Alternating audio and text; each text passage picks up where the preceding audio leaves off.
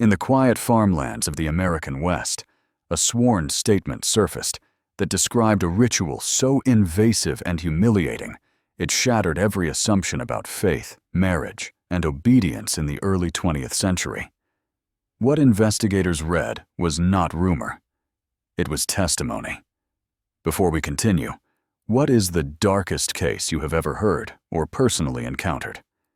Share it in the comments. Let us compare notes. Tell us where you are watching from and what time it is right now. This is a space for those willing to examine uncomfortable truths. Now, back to the story.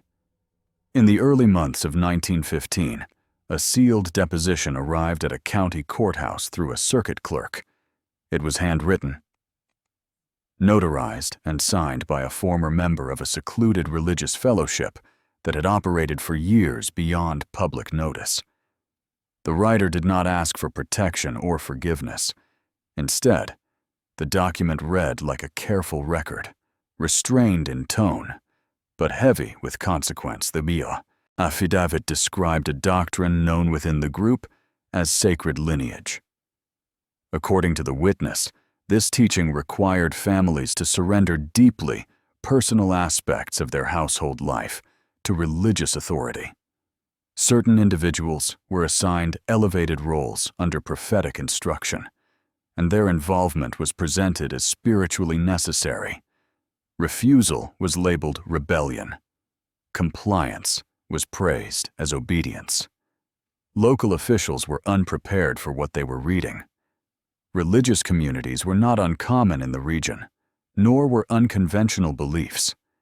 But this described a level of control that extended beyond belief and into private family dynamics. The witness emphasized that these practices were not spontaneous or concealed. They were organized, scheduled, and openly endorsed within the group. At the center of every instruction stood one man. Romeo Steinfield, founder of the Divine Harvest Fellowship, had been incarcerated for fraud nearly a decade earlier, yet records confirmed he remained in steady contact with his followers. Letters arrived regularly. Messages were relayed through trusted intermediaries. According to the statement, his guidance was treated as unquestionable. What unsettled investigators most was not only the doctrine itself, but the discipline surrounding it. The deposition described spouses who were ordered to be present during certain sanctioned rites. They were instructed to remain silent, to endure discomfort, and to suppress any instinct to object. Observation was framed as loyalty. Endurance was described as proof of faith. The witness explained that fear kept the system intact. Fear of exile, fear of spiritual condemnation, fear that disobedience would fracture families and isolate them from their community. Consent, the statement argued, could not exist under such pressure. Participation was shaped by authority, not choice. By the time the deposition ended, it was clear this was not a single incident or a misunderstood practice. It described a prolonged system enforced across multiple households over several years. The final line did not accuse. It warned. If silence continued, the witness wrote, more families would be permanently altered in the name of obedience.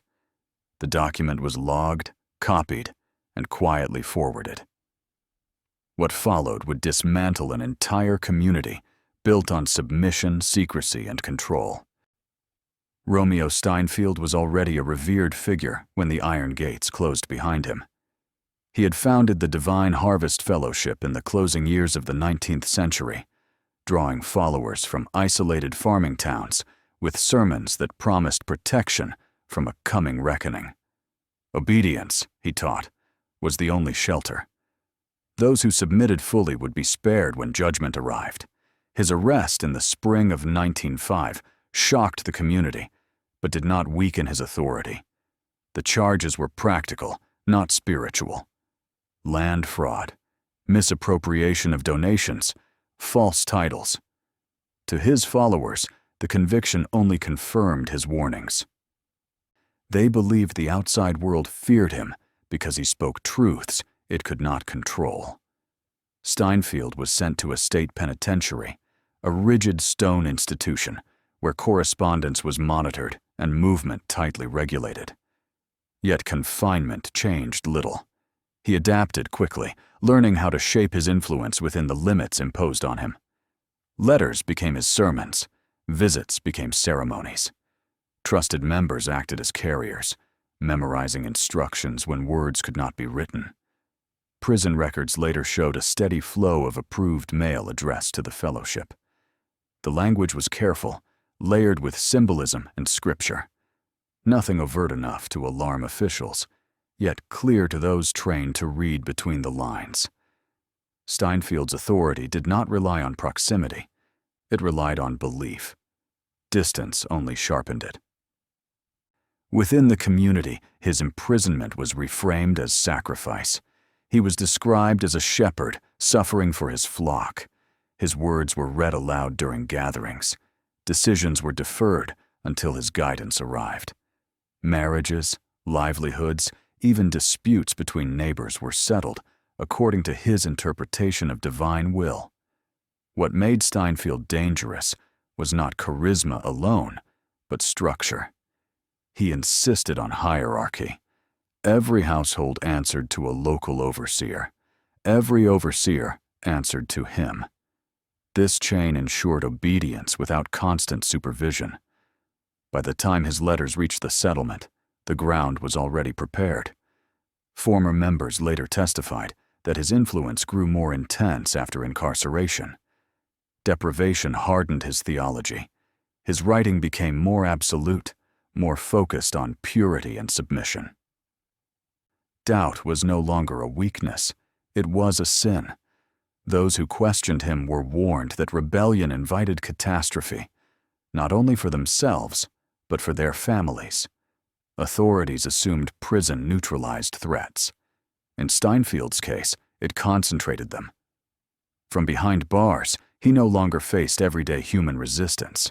He existed only as a voice, elevated and unquestioned. His followers did not see the man aging in a cell. They saw a prophet enduring persecution. By the time the deposition from Chapter 1 reached officials, Steinfeld had been directing his community from prison for nearly a decade. He had never touched the ceremonies described. He did not need to. Control had already been perfected.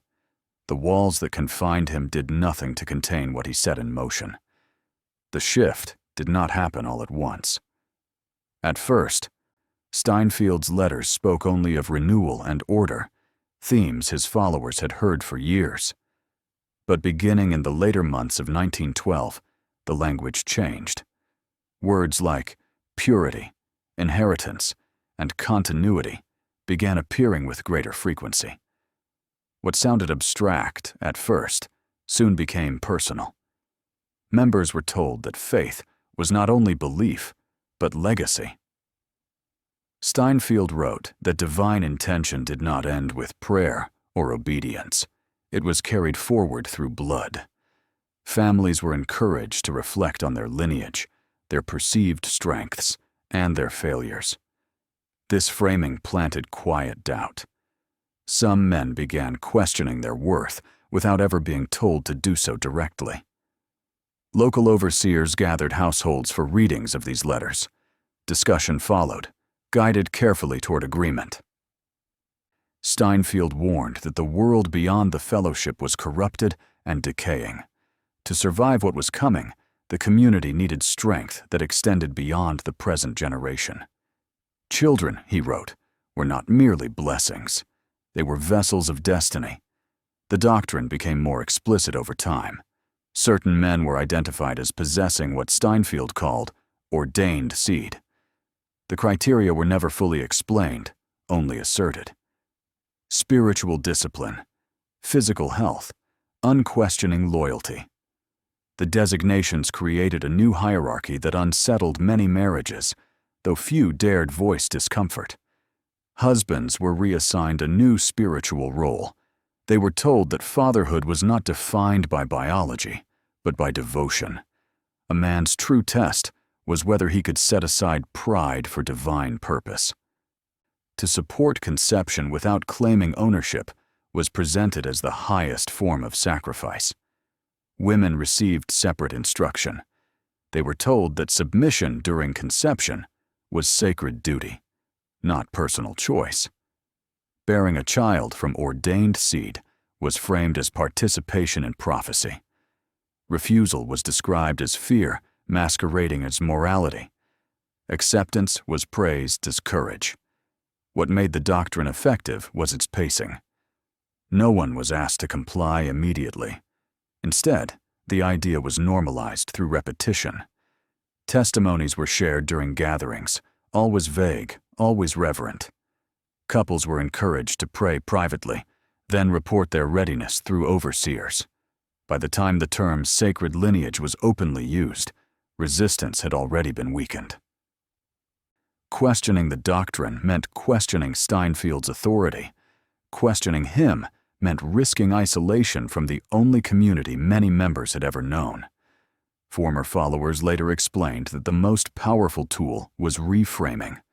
Discomfort was labeled growth. Jealousy was labeled sin. Silence was labeled trust.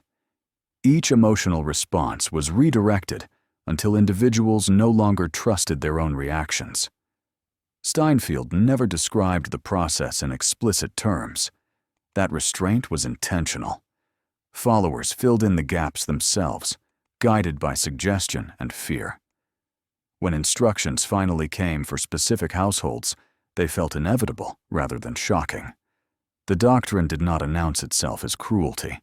It arrived disguised as purpose, and by the time its implications became clear, many believed they had already committed too much to turn back. The most unsettling element of the doctrine was not revealed publicly. It was delivered privately, household by household.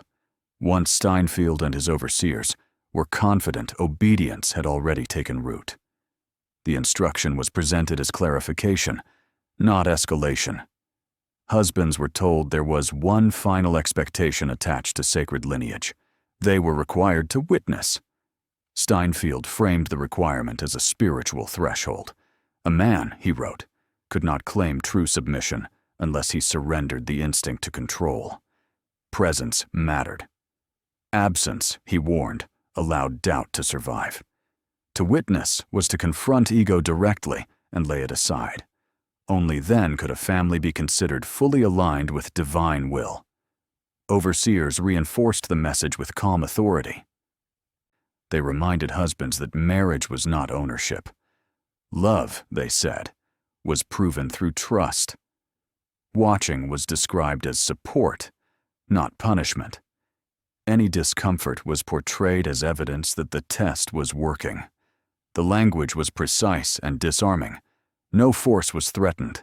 No explicit consequences were stated. Instead, men were told to consider what refusal implied. If they could not endure a moment of personal sacrifice, how could they claim readiness for what Steinfield described as the coming trials? Some husbands asked questions. They were answered gently, then redirected. Overseers suggested prayer, fasting, reflection. Days or weeks later, the instruction was repeated, unchanged. Eventually, silence replaced resistance. Silence was interpreted as consent. What made the witnessing requirement effective was isolation. Each man believed he was alone in his struggle. The doctrine discouraged comparison. Discussing doubts with other husbands was framed as spreading weakness. Overseers reminded them that every test was personal, designed specifically for the individual soul. Women were instructed not to comfort their husbands. Doing so, they were told, would interfere with the process. Support was to be spiritual, not emotional. Any display of hesitation was labeled a threat to the sanctity of the covenant. Former members later described how the requirement inverted natural responses. Instinct told them to look away, to leave, to object. Doctrine told them those instincts were corrupt. Remaining present became an act of survival within the belief system. The requirement also ensured silence afterward. Having witnessed, husbands felt complicit. Speaking out would mean admitting participation in something they had been told was sacred. Shame fused with faith, creating a barrier more effective than threats. Steinfeld never used the word humiliation. He did not need to. He wrote instead about refinement, about burning away impurity. Witnessing, he claimed, purified devotion by stripping men of false authority. What remained, he promised, was spiritual elevation. By the time the first ceremonies were scheduled, the structure was complete. The doctrine had reshaped identity, duty, and morality. The witnessing requirement was no longer shocking to those inside the fellowship. It was inevitable. And once the first husband obeyed, the path forward became much harder to escape. The Vreeland household was not chosen at random. By the time instructions reached them in the early spring of 1913, they had already been quietly observed for years. Gerald Vreeland was known within the fellowship as dependable and restrained, a man who rarely spoke unless asked. His wife Natasha was described as deeply faithful, attentive to doctrine, and openly distressed by her inability to conceive. Together, they represented what Steinfeld often referred to in his letters as fertile ground. The message arrived through an overseer, delivered without ceremony. It was not framed as an order, but as recognition. The Vreelands were told they had been selected to take part in something foundational, a covenant that would strengthen the entire community. The language was careful, even flattering. They were assured that many had been considered. Few were worthy. Gerald listened as the overseer read aloud from Steinfeld's letter. He said little. Outwardly, his expression remained steady. Inside, the meaning settled slowly, heavily. He had already been prepared for the doctrine. He knew what sacred lineage implied. Still, knowing and being chosen were different things. One was theory. The other was now imminent. Natasha wept when the overseer finished speaking. Her tears were interpreted as gratitude. The overseer reminded her that sorrow and joy often arrived together when divine purpose was revealed. He encouraged her to pray, to quiet fear, and to trust that obedience would bring peace. The name of the seed-bearer was provided later. Caleb Rutherford was younger than Gerald, respected for his physical strength and unwavering loyalty to Steinfeld. He had been living communally since adolescence and was known for his strict adherence to fellowship rules. Gerald had spoken to him only a handful of times. The date was set quietly. There would be no gathering, no witnesses beyond those required. The overseer explained the expectations with clinical calm. The room would be prepared simply. Gerald's role was to remain present, seated, attentive, and silent. He was instructed not to intervene, not to leave, and not to avert his eyes. Natasha was instructed to remain composed and obedient. Caleb's role was framed as service, nothing more. In the days leading up to the ceremony, Gerald wrote in his journal. The entries were sparse, fragmented. He questioned his worth, his faith, his strength. Each doubt was countered with a phrase he had heard repeated for years. Pride must be surrendered. Trust must be complete. Fear was evidence of resistance. Natasha prepared the home with ritual precision. She cleaned obsessively, rearranged furniture, and laid out garments according to instruction. When she hesitated, she reminded herself that this was the answer to years of prayer. She had been told her longing for a child was no accident. It was a sign. The evening arrived without spectacle. Caleb entered the house without greeting, his demeanor solemn. The overseer did not attend. This was intentional. The absence of authority forced the Vreelands to internalize it. Steinfeld's presence was implied, not seen. Gerald took his assigned place. He later wrote that the room felt smaller than it ever had before, as though the walls had drawn inward. Time slowed. Ordinary sounds became unbearable. He focused on his breathing, repeating passages he had memorized, using them as anchors. No one spoke more than necessary. The ritual proceeded according to instruction, stripped of ceremony, heavy with expectation.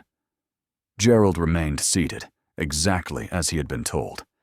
When his instincts urged him to stand, to leave, to protest, he did nothing. Doing nothing had been redefined as faith. Afterward, Caleb left without comment. Natasha remained where she was, eyes fixed on the floor. Gerald did not approach her. He did not know whether he was allowed to. The silence stretched until it became a presence of its own. In the following days, the overseer returned. He asked no questions about emotion or experience. He asked only whether the instructions had been followed. Gerald answered yes. Natasha nodded. That was enough. Weeks passed. Life resumed its outward rhythm. Neighbors saw nothing unusual. The fellowship praised the Vreelands for their devotion, though details were never shared publicly. When Natasha later confirmed she was with child, the response was immediate and overwhelming. The covenant had been validated. Gerald was congratulated.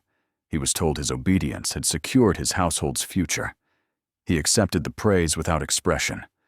In private, his journal entries grew shorter. Eventually, they stopped. The Vreelands became a reference point. Overseers spoke of them often, always vaguely.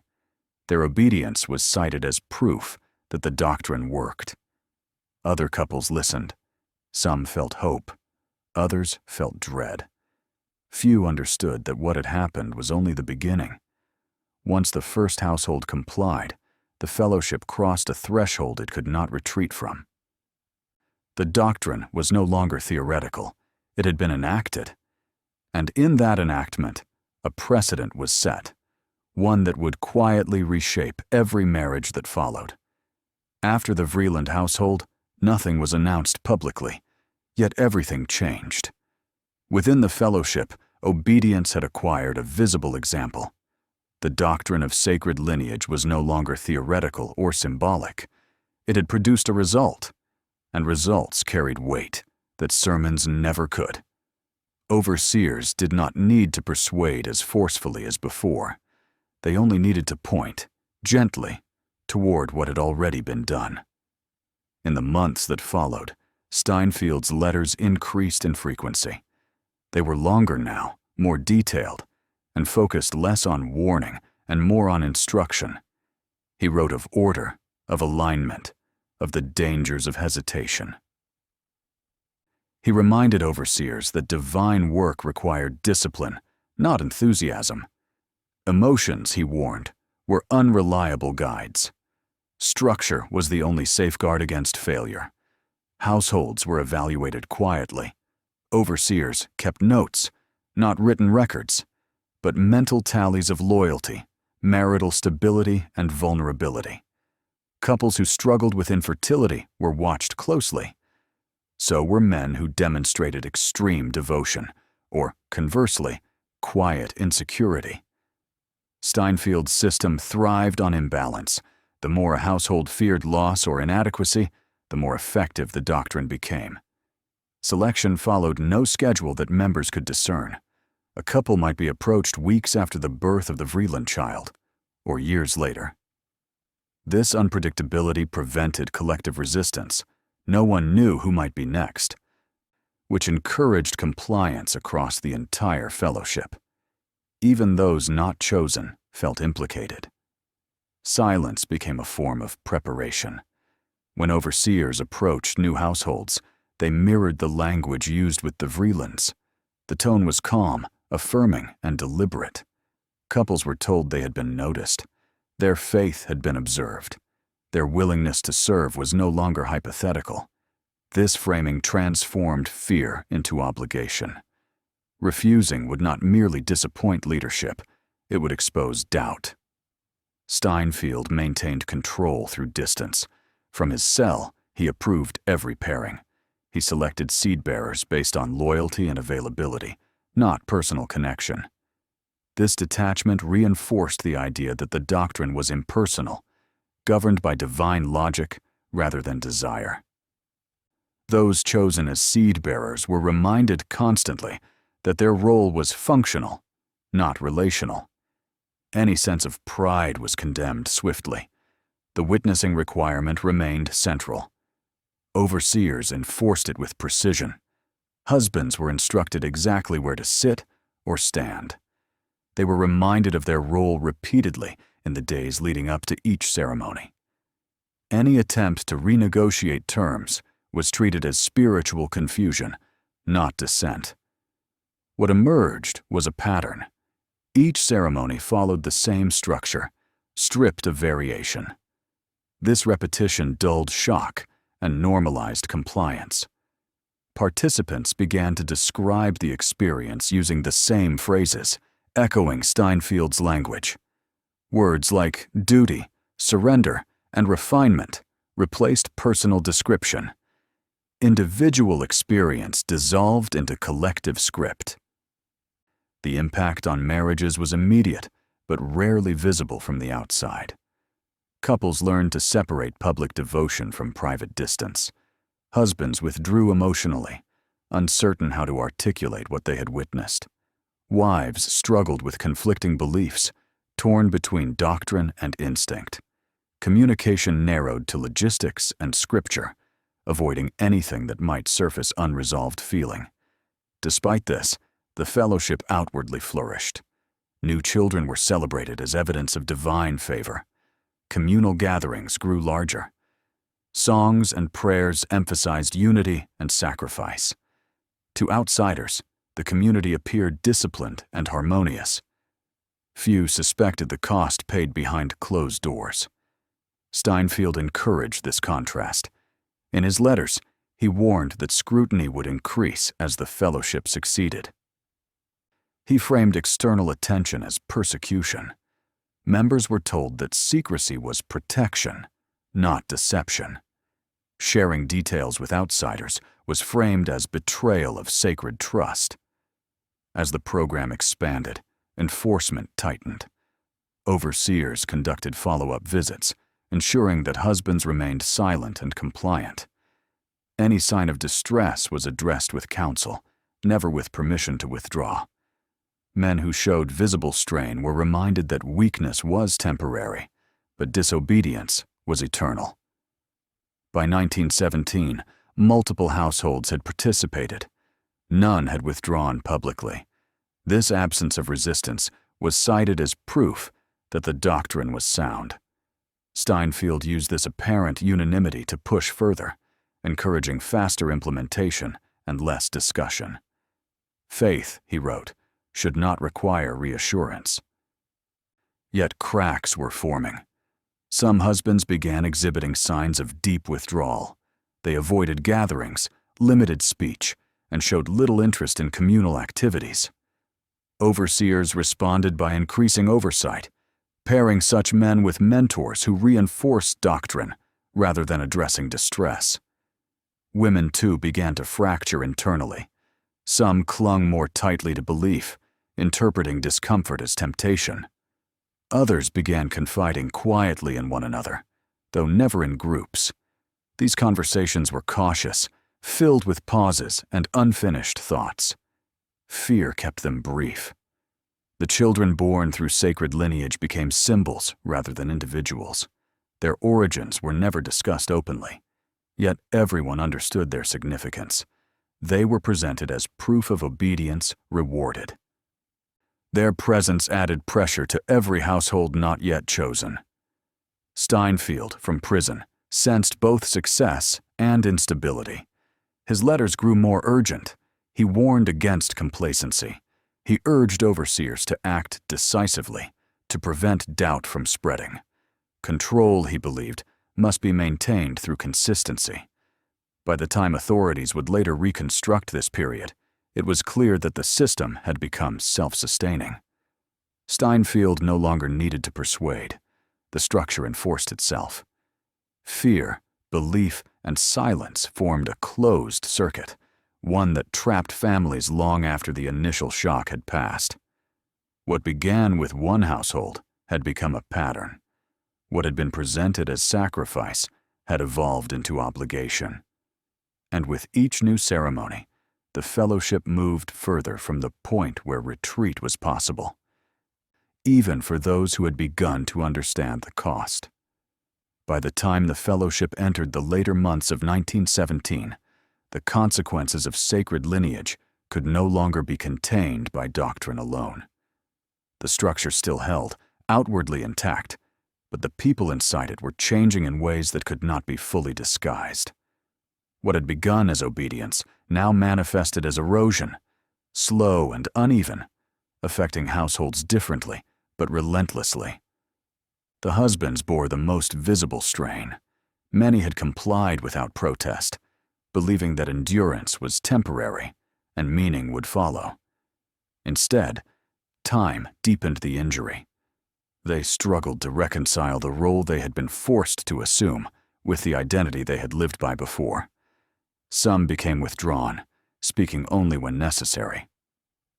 Others attempted to overcompensate through labor, working longer hours in the fields or volunteering for additional duties within the fellowship.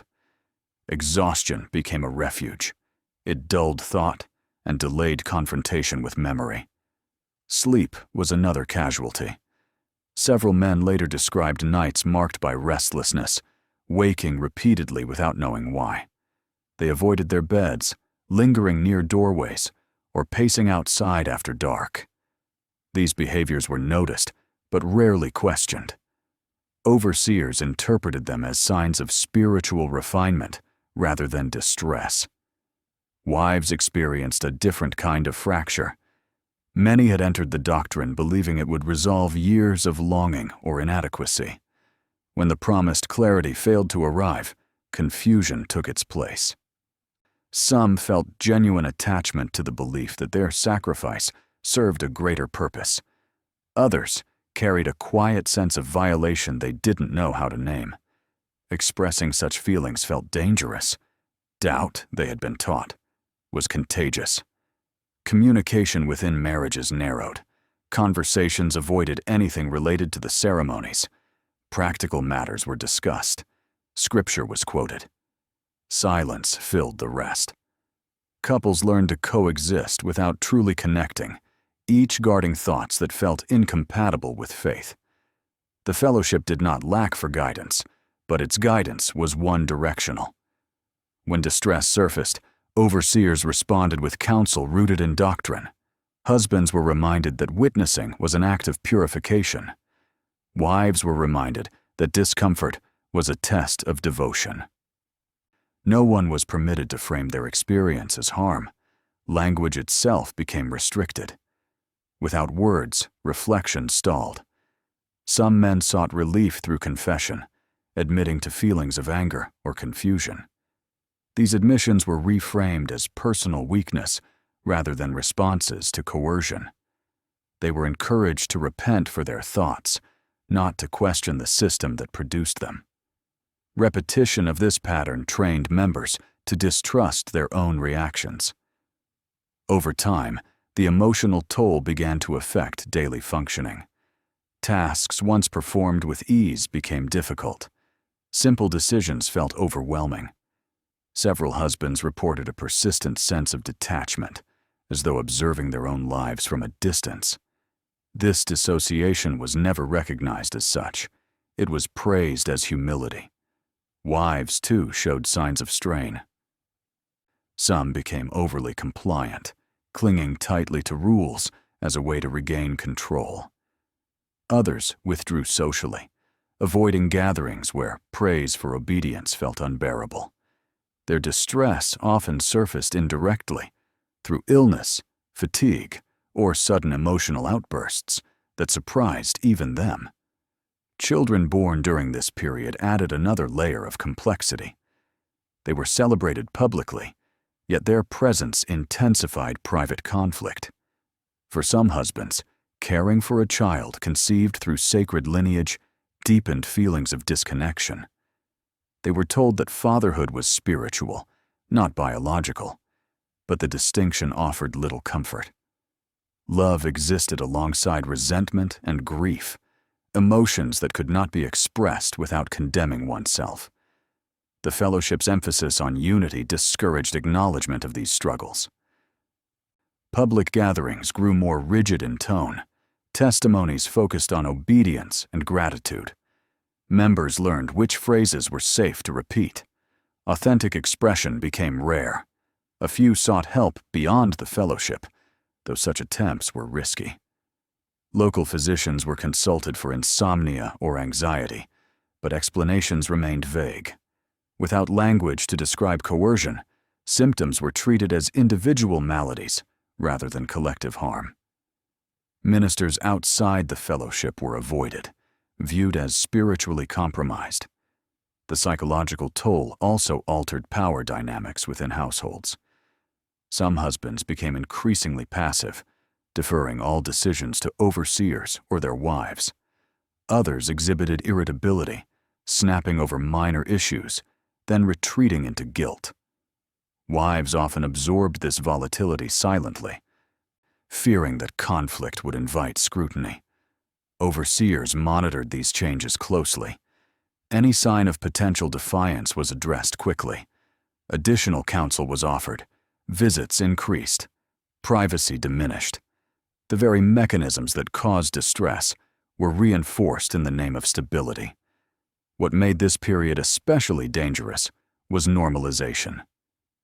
As more households experienced similar patterns, suffering became ordinary. Members compared themselves not to a healthy baseline, but to one another.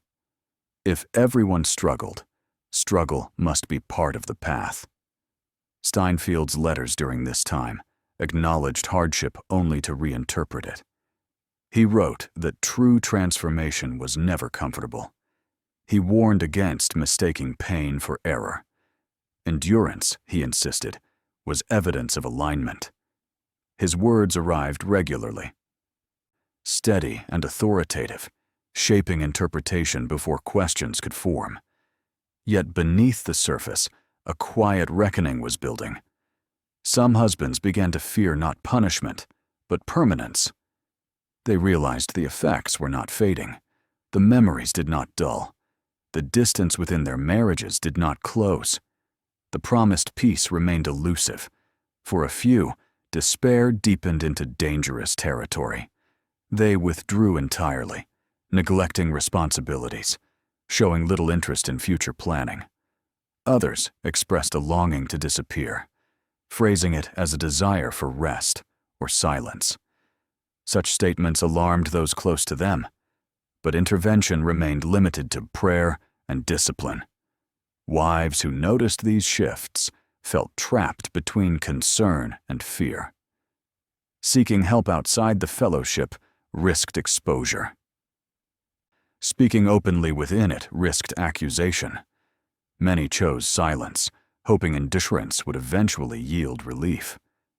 By the end of 1917, the fellowship appeared strong from the outside. Membership remained stable. Rituals continued. Children were born.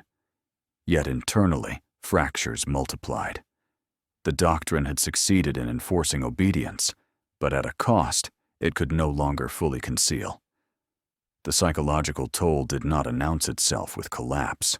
It seeped into daily life, reshaping identities, eroding trust, and isolating individuals within their own homes. What had been framed as sacred sacrifice was revealing itself as sustained harm. And in at least one household, the weight of that harm was approaching a breaking point that obedience could no longer contain. Leah Kimball had learned to measure her words carefully. Within the fellowship, speech was never casual. Every sentence carried weight. Every question implied alignment or rebellion. By the time she began to doubt the doctrine openly in her own mind, She had already spent years training herself to speak only what was expected. Silence, she understood, was safer than curiosity. Leah and her husband had joined the Divine Harvest Fellowship shortly after their marriage. They were drawn by its promise of clarity in a world that felt increasingly uncertain. The rules were strict but comforting. Obedience simplified life. Decisions were framed as moral rather than personal. For a long time, that structure felt like protection. When sacred lineage was introduced, Leah accepted it the way she had accepted everything else, cautiously but without resistance. She trusted the leadership. She trusted Steinfield's authority, even from prison. More than anything, she trusted that faith, properly practiced, would not destroy what it claimed to sanctify. Their household was selected in the middle of 1915. By then, Leah had heard enough indirect references to understand what was being asked of them. She did not voice objection. Objection had been taught out of her long ago. Instead, she prepared herself the way she had been taught to prepare for any spiritual test, through prayer and restraint. Her husband struggled more visibly. Leah noticed it in the days leading up to the ceremony. He grew quiet, distant, distracted. When she asked what troubled him, he responded with rehearsed phrases about surrender and trust. Leah recognized the words. She had used them herself when fear threatened to surface. After the ceremony, something changed that neither of them could name. Her husband did not speak of it, but his behavior shifted. He avoided eye contact. He slept poorly. He began spending long hours alone, often outside, regardless of weather. Leah felt a growing sense of unease, not only about what had happened, but about what was happening to him now. She sought guidance from overseers, framing her concern carefully. She described her husband's restlessness as spiritual fatigue, hoping that language would be acceptable. The response was immediate and rehearsed. He was refining. She was told to be patient. Intervention, they warned, would interrupt the process. Months passed. The promised peace did not arrive. Instead, Leah watched her husband withdraw further. He fulfilled his duties mechanically, speaking little, smiling less. At gatherings, he stood apart. When addressed directly, he responded politely, then retreated again into silence. The turning point came quietly. One evening, Leah returned home earlier than expected and found her husband sitting alone, unmoving, staring at nothing in particular. When she spoke his name, he did not respond at first. When he did, his voice sounded distant, unfamiliar. He told her he felt hollow, as though something essential had been removed and not replaced. That night, Leah did something she had not done in years. She asked a direct question. She asked whether obedience had harmed him. The question hung between them, heavy and dangerous. For a long moment he said nothing. Then he admitted that he did not recognize himself anymore. The admission frightened Leah more than any doctrine ever had. It confirmed what she had been sensing but could not articulate. Whatever sacred lineage was meant to produce, it was not healing him. It was breaking him. Weeks later, her husband reached a point Leah could no longer ignore. He spoke of wanting everything to stop. He spoke of rest in ways that alarmed her. Though he never described an act, the intent was unmistakable. Leah realized then that silence was no longer protective. It was lethal. She sought help outside the fellowship for the first time. Her initial approach was cautious. She spoke to a local minister unaffiliated with Steinfield's teachings, presenting the situation as marital distress without detailing its cause. The minister listened, asked questions, and gently suggested professional help. When Leah hesitated, he pressed her to explain why she was afraid. That question unraveled everything. Leah found herself describing the doctrine in fragments, careful at first, then with increasing urgency. She did not use explicit language. She did not need to. The structure alone was enough. The minister's reaction told her what she had begun to suspect. What they had endured was not discipline. It was coercion. With the minister's guidance, Leah approached a county magistrate. The process terrified her. She expected disbelief, ridicule, or dismissal. Instead, she was asked to write everything down. The act of writing was agonizing. Each sentence forced her to confront what she had been trained to reinterpret. Yet, as the account took shape, something shifted. The story began to sound real, not sacred. Leah's testimony did not stand alone for long. Once authorities began asking questions, others came forward cautiously. Some shared partial accounts. Others confirmed details without offering names. Patterns emerged. Similar language, similar procedures, similar outcomes. Investigators were careful. They understood the fragility of what they were handling. Religious belief complicated everything. No laws explicitly addressed what had occurred. The challenge was proving coercion where consent had been claimed. Leah cooperated fully, despite pressure from within the fellowship. Overseers warned her that she was endangering not only herself, but her family's eternal standing. Former friends avoided her. Her home became isolated. The cost of speaking was immediate and severe. Her husband, however, began to show signs of recovery once the silence broke. It was not immediate, nor complete. But naming the harm seemed to loosen its grip. He spoke more. He slept longer.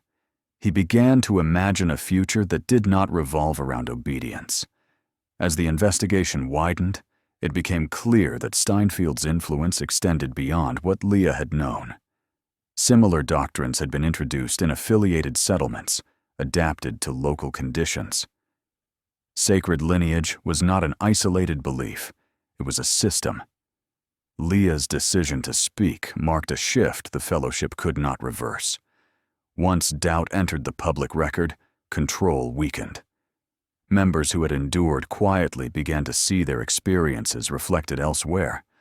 Isolation gave way to recognition. The silence that had protected Steinfeld for years finally fractured. And through that fracture, the full weight of what had been done began to emerge. Setting the stage for consequences no amount of doctrine could prevent. Once Leah Kimball's testimony entered the county record, the situation changed in ways the fellowship could no longer fully control. What had existed for years in isolation was now exposed to scrutiny. The response from authorities was cautious at first. Religious communities were protected spaces, and belief alone was not a crime. Yet the consistency of the accounts that followed Leah's could not be dismissed. The magistrate who received Leah's statement forwarded it quietly to the state attorney's office. There was no public announcement, no raid, no dramatic intervention. Instead, a slow and deliberate inquiry began. Investigators understood that any misstep could be framed as persecution, reinforcing the fellowship's narrative and driving members further inward. The first task was verification. Officials reviewed prison correspondence records tied to Romeo Steinfeld. The volume alone raised concern. Letters were frequent, structured, and often routed through the same intermediaries. Though carefully worded, the messages revealed patterns. Instructions were being issued. Reports were being received. Authority was clearly being exercised despite incarceration. Next came interviews. These were conducted discreetly, often under the guise of routine welfare checks or property inquiries. Some members refused to speak. Others offered rehearsed responses, echoing the fellowship's language of devotion and choice. But a few, once separated from overseers and assured confidentiality, began to confirm details. Not every account was complete, but the overlap was unmistakable. Investigators noted the same elements repeated across households. selection by leadership, private instruction, the requirement that husbands remain present, the framing of obedience as spiritual necessity, the emotional aftermath described in restrained, careful terms. None of this relied on sensational detail. The structure alone revealed coercion. One challenge persisted. Many participants insisted they had consented. There were no threats of physical violence, no confinement, no explicit force. What existed instead was authority wielded through belief. Prosecutors had to determine whether such influence met the threshold for criminal action under existing law. The breakthrough came when investigators traced the flow of information and resources. Steinfeld was not merely offering spiritual guidance, he was directing operations. Overseers reported outcomes. Ceremonies were documented internally. Financial contributions increased following successful participation, often framed as offerings of gratitude. This established motive and control. Further scrutiny revealed that Steinfeld received detailed written accounts after each ceremony. Though descriptions were restrained, the specificity confirmed his involvement. He was not distant. He was orchestrating. This correspondence, combined with testimony, reframed the acts as part of an organized scheme rather than isolated religious practice. Charges began to take shape: conspiracy, fraud, abuse of authority, coercion through deception. While the legal language struggled to fully capture the harm, it was sufficient to move forward. Steinfeld's incarceration did not shield him. In fact, it strengthened the case. His physical absence underscored the extent of his control. Attention then turned to the overseers. These men had enforced the doctrine locally, delivering instructions and ensuring compliance. Some cooperated quickly, offering information in exchange for leniency. Others resisted, insisting they had acted in good faith. Investigators focused not on belief, but on behavior. Authority had been exercised. Harm had resulted. As word of the investigation spread, the fellowship began to fracture. Attendance at gatherings declined. Some families quietly left, relocating to nearby towns. Others remained, but grew distant, avoiding overseers and refusing further instruction.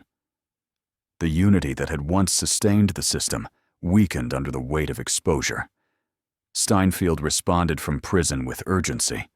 His letters became defensive, warning followers of deception and urging loyalty. He claimed the investigation was proof of persecution, but the tone betrayed strain.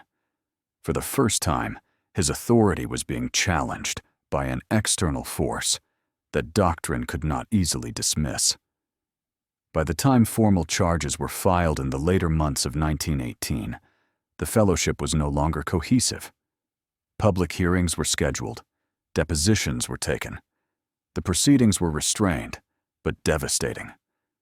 Former members testified with care, often struggling to describe experiences they had never been allowed to name. The case drew attention beyond the county. Newspapers reported cautiously, avoiding explicit detail, but emphasizing the unusual nature of the allegations. Public reaction was divided. Some expressed outrage. Others defended the fellowship's right to belief. The tension reflected a broader discomfort, with confronting abuse disguised as faith. Steinfeld was transferred to face additional charges. In court, he presented himself calmly, insisting his teachings had been misunderstood. He framed sacred lineage as symbolic, voluntary, and misrepresented by those who lacked spiritual insight. His composure unsettled observers. He did not appear defensive. He appeared convinced. Prosecutors countered with structure rather than emotion. They laid out timelines, correspondence, chains of authority, patterns of selection and enforcement. They argued that consent obtained through manipulation was not consent at all. That belief, when weaponized, could nullify choice. The overseers' testimonies proved critical. Under questioning, several admitted they had enforced the witnessing requirement even when households expressed distress. They acknowledged discouraging outside contact. They confirmed that Steinfeld approved every decision. Their admissions stripped the doctrine of plausible deniability. By the time verdicts were delivered, the fellowship had effectively collapsed. What remained were individuals grappling with the aftermath, uncertain how to rebuild lives shaped by years of obedience. Some felt relief, others felt loss. Even those who had doubted mourned the certainty they had surrendered. Steinfeld received additional sentencing, extending his imprisonment significantly. The ruling emphasized abuse of authority and sustained coercion. It stopped short of condemning belief itself, focusing instead on the harm caused by its application. This distinction mattered. It signaled that faith was not on trial, but exploitation was. For Leah Kimball and others who had spoken, the outcome brought a complicated sense of closure. Justice did not erase what had happened. It did not restore years lost to silence, but it confirmed that their experiences were real and that harm, once named, could be addressed. The investigation did more than dismantle one fellowship. It exposed a vulnerability that extended beyond a single community. It showed how devotion could be redirected into compliance, how authority could persist, even when physically removed, and how harm could flourish without force. The reckoning was not swift, nor was it clean, but it marked the end of a system that had thrived on secrecy and submission. What followed would be quieter, more personal, and harder to measure. The final chapter would not be written in courtrooms, but in the slow work of understanding what coercion looks like when it wears the language of faith. When the courtroom emptied and the final documents were filed, there was a quiet expectation that closure would follow. Verdicts had been delivered. Sentences had been extended. The Divine Harvest Fellowship no longer operated as a unified body. From a legal standpoint, the matter appeared resolved. Yet for those who had lived inside the system, the end of the case marked not a conclusion, but the beginning of something far more complex. Understanding what had happened proved more difficult than proving that it had happened. Former members returned to ordinary life, carrying experiences they had never learned to interpret outside the language of doctrine. For years, obedience had provided meaning. Suffering had been reframed as virtue. Silence had been treated as strength. Without those frameworks, many struggled to make sense of their memories. What once felt purposeful now felt distorted, but abandoning belief did not automatically restore clarity. Psychologists and physicians of the era lacked the terminology later generations would use. There was no common language for describing harm inflicted without physical force. What they observed instead were patterns: persistent withdrawal, difficulty forming trust, emotional numbness punctuated by sudden distress. Individuals who had followed every rule yet felt irreparably diminished. The husbands who had been required to witness carried a particular burden. Their experience did not align with any existing social narrative. They had not been physically restrained. They had not been deceived in obvious ways. They had been instructed, guided, and praised. This made their suffering difficult to explain, even to themselves. Many described an internal conflict that persisted long after the fellowship dissolved. They questioned whether their pain was justified. Doctrine had taught them that discomfort was evidence of growth. Even outside the system, that lesson lingered. A sense of complicity haunted them. They had obeyed. They had remained present. They had not intervened. This realization fed a cycle of shame that was hard to escape. Wives faced their own reckoning. Some grappled with guilt for having participated in a system that harmed their partners. Others struggled with anger, directed both inward and outward. Many had believed they were acting in service of something sacred. Accepting that belief had been manipulated felt like betraying their former selves. Rebuilding relationships proved uneven. Some couples found tentative ways forward, bonded by shared survival. Others discovered that too much had been eroded. Years of constrained communication left habits that were difficult to break. Silence, once protective, had become habitual. Children born during this period were raised amid these tensions. Though never exposed to explicit details, they absorbed the atmosphere left behind. Parents were cautious, sometimes distant. Love existed, but so did unresolved grief. The legacy of sacred lineage extended beyond those who had directly participated. Community response varied.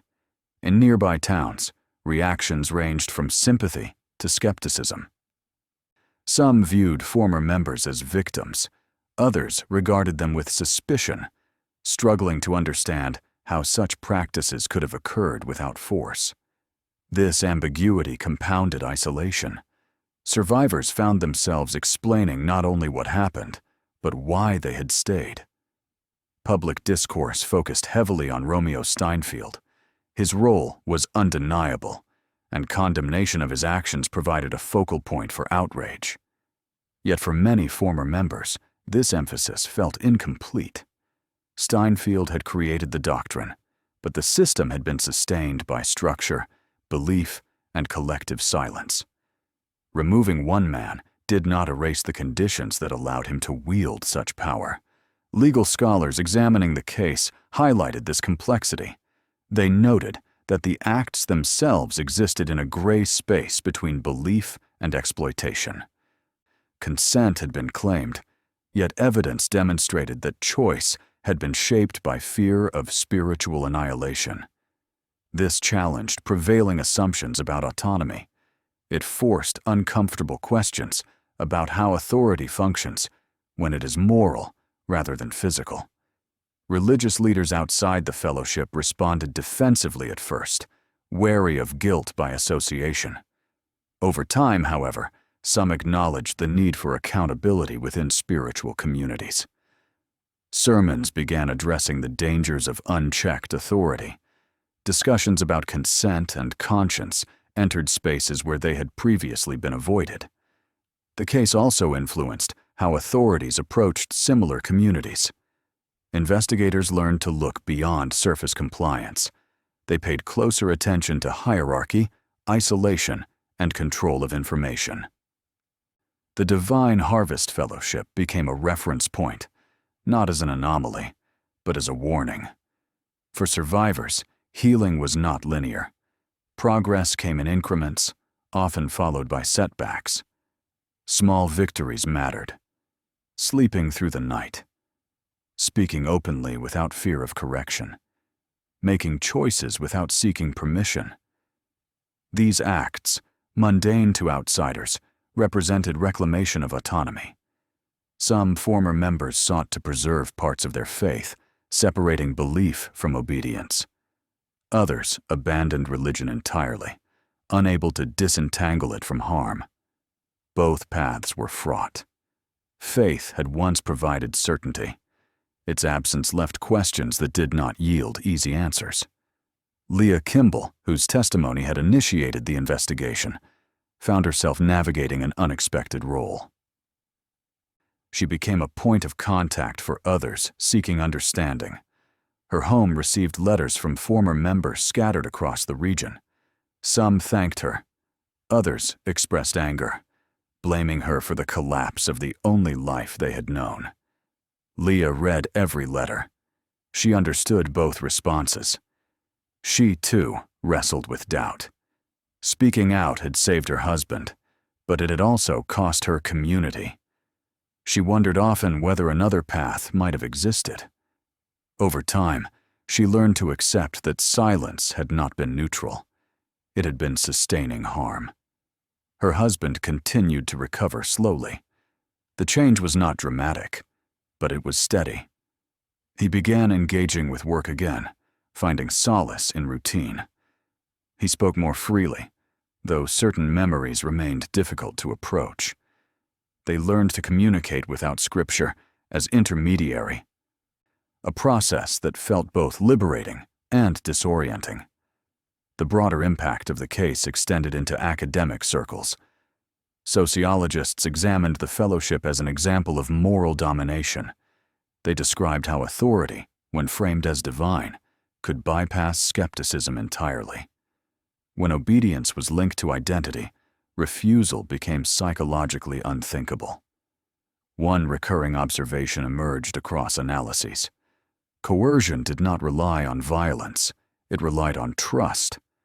Steinfeld had positioned himself as the interpreter of truth. By doing so, he transformed doubt into sin and obedience into virtue. The witnessing requirement exemplified this inversion.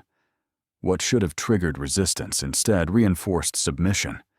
Understanding this mechanism proved essential for prevention. Education alone was insufficient. Many fellowship members were intelligent, capable individuals. What bound them was not ignorance, but belonging. The threat of exclusion proved more powerful than any threat of punishment. As years passed, the Divine Harvest Fellowship faded into history. Buildings were repurposed, names changed, new families settled the land.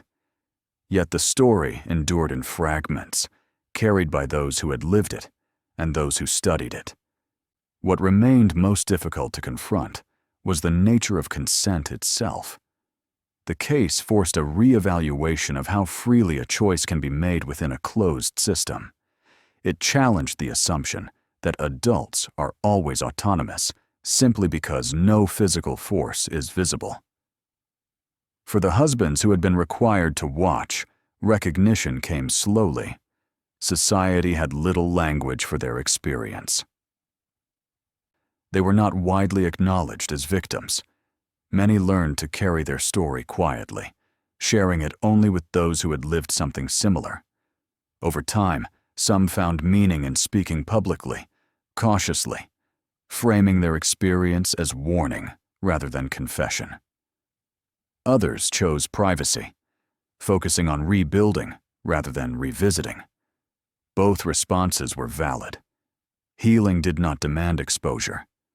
The final lesson of the fellowship was not about one man's cruelty, but about a system's capacity to normalize the unthinkable. When authority is insulated from challenge and belief is weaponized, harm can occur without ever being named as such. Understanding coercion requires attention to what is rewarded and what is punished. In the Divine Harvest Fellowship, obedience was praised. Doubt was disciplined. Silence was sanctified. Within that framework, harm did not appear as harm. It appeared as faithfulness. The reckoning did not end with sentencing. It continued in private moments, in slow conversations, in the rebuilding of trust. Justice addressed the structure, but recovery required something else entirely. It required the courage to look back without myth, to name what had been endured without collapsing under its weight, and to accept that faith, like power, demands accountability. Only then could the darkness that had once been mistaken for devotion be recognized for what it was, and only then could those who had lived within it begin to step fully into light. If this story stayed with you, it's because it wasn't just about one cult, one leader, or one courtroom. It was about how power works when it hides behind belief, how silence can be mistaken for faith, and how ordinary people can be pushed to accept the unthinkable without ever being touched by force. Stories like this matter because they sharpen our awareness. They remind us that manipulation does not always look violent, and danger does not always announce itself loudly. Sometimes it arrives calmly, patiently, wrapped in certainty and purpose. Understanding that difference is how we protect ourselves and others. If you believe these stories deserve to be told, if you believe truth should never be buried just because it's uncomfortable, then take a moment to support this channel. Hitting the like button helps this story reach others who might need to hear it. Subscribing tells us you want more deep dives into the hidden corners of history, psychology, and human behavior that most people avoid. This channel exists for people who aren't afraid to confront the darker parts of our past to better understand the present. Join us. Stay curious, stay aware, and stay with us for the next story waiting in the shadows.